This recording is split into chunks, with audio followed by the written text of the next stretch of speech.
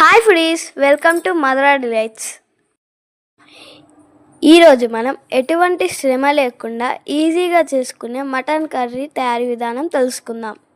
పాత్రలో శుభ్రం చేసుకున్న 1/2 kg మటన్ను తీసుకోవాలి.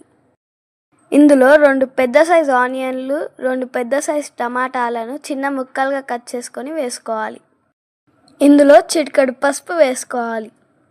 2 చెంచాల కారం వేసుకోవాలి. కారానికి సరిపోయిన ఉప్పు వేసుకోవాలి.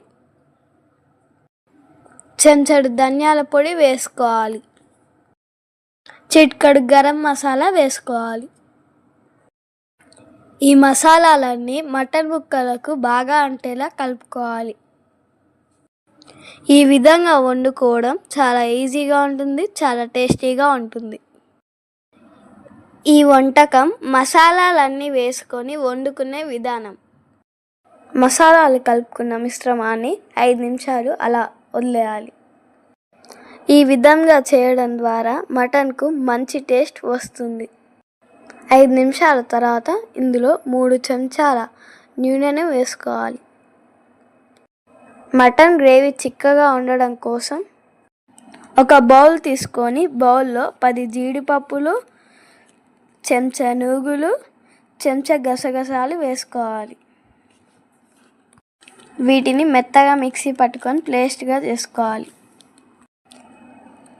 ఈ పేస్టును మసాలా కలుపుకున్న మటన్లో వేసుకోవాలి. 1 స్పూన్ బటర్ కూడా వేసుకోవాలి. కొద్దిగా కొత్తిమీర, కొద్దిగా పుదీనా వేసుకోవాలి. మటన్ని బాగా కలుపుకోవాలి. ఈ కలుపుకున్న మిశ్రమాన్ని కుక్కర్లో వేసుకొని 5 విజిల్స్ వచ్చేదాకా ఉడికించుకోవాలి.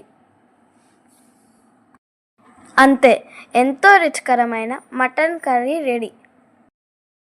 మీరు ఈ విధంగా మటన్ కర్రీని ట్రై చేయండి, చాలా బాగుంటుంది. మా ఛానల్ను లైక్ చేయండి, షేర్ చేయండి, సబ్స్క్రైబ్ చేయండి. Thanks for watching.